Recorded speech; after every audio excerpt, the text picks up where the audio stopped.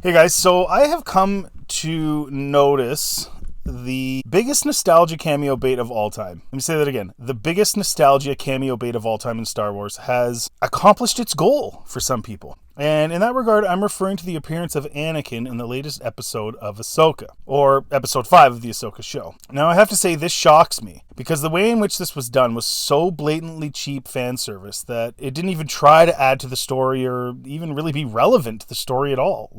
At all. Nothing. Yet many people still got butterflies in their tummies seeing what amounted to very similar scenes that they have already seen in the Clone Wars, just done in live action. There's nothing really going on here. So it starts off with Ahsoka getting pushed off a cliff by the non-Jedi Balin, who was once a Jedi and then decided to turn into an evil guy because Jedi got destroyed or something. No one really knows.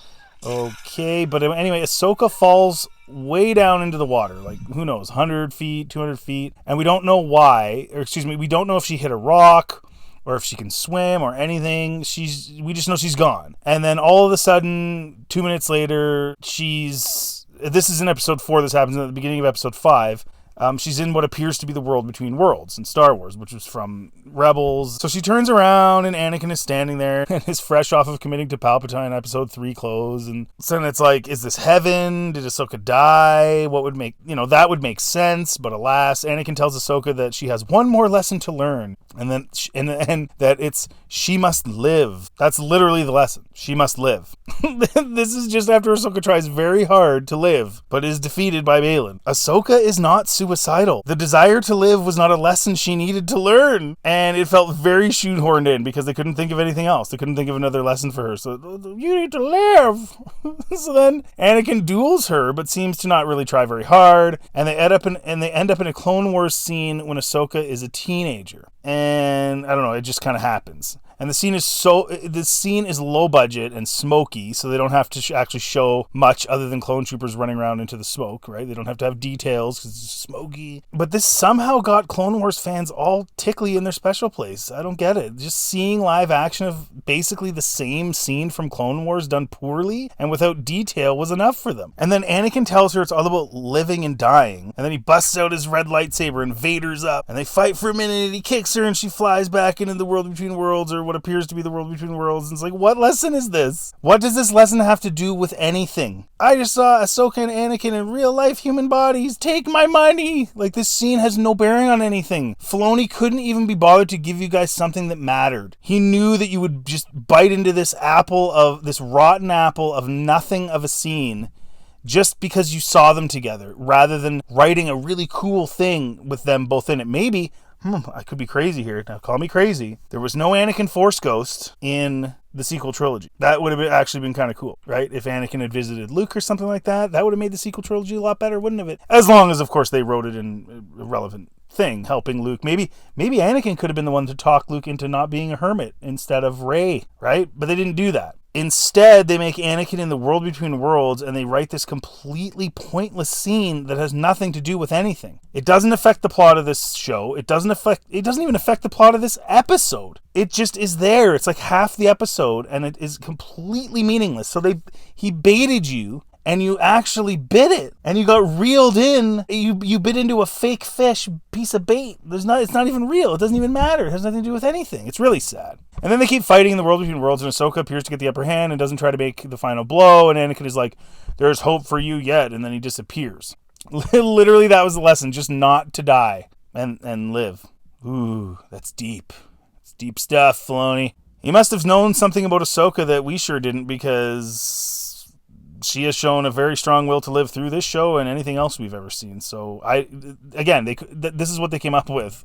What's the point of this? And again, the point is just to bait people. Who cares what the lesson is? Just get these two on screen. Who cares if it's just a cheap looking Clone Wars scene? Just get the two on screen. Doesn't matter. Just get them on screen. And then the final blow. Who cares if this scene is completely meaningless to the plot of the Ahsoka episode or the overall show? Just get these two on screen and the fans will cry themselves to sleep later that night. That's literally all this is. And Ahsoka looks dead. And Ahsoka looks dead under the water, where she fell off the cliff, and she's drowning, and she gets pulled out. Mind you, this is like many minutes. We don't even know how long after falling, because they searched for a long time. They do multiple routes over and over in the same places. But alas, because she wanted to live, I think she always did. But that was the storyline. She wanted to live, so she did. Yay! She drowned, but just got to be sent back to life for reasons. It just doesn't even make any sense.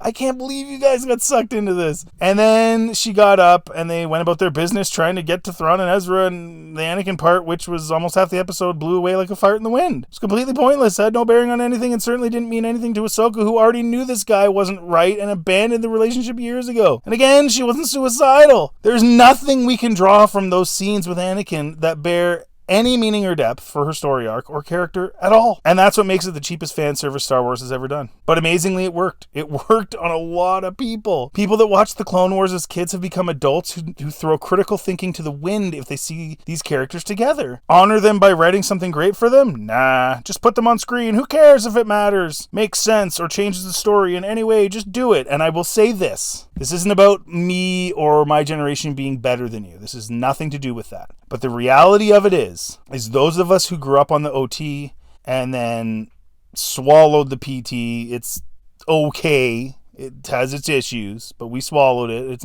certainly better than the crap we're getting now. We did not accept the garbage that we got in the sequel trilogy. It was not enough for us to see Luke on screen. It was not enough for us to see Leia and Han together. It had to be in a context that made sense. This does not. So I implore you, if you're 24 hours out now and you're super excited still and you haven't really thought about it, just take a moment to think about what you were given and realize you were literally given nothing. You were given the cheapest, most useless, most overt fan service cameo garbage that made no sense. How did Ahsoka live? No one knows. She just did. That has ever been done.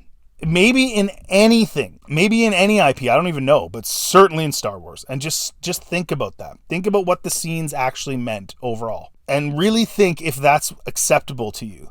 As long as they throw them on screen, the context doesn't matter, the relevance to the plot doesn't matter, just throw them on screen. If that's enough for you, then you are the exact person that this Star Wars is made for, that modern Disney Star Wars is made for. You are the, look at the lights person. If that's for you, enjoy. And honestly, I don't even hate you for it.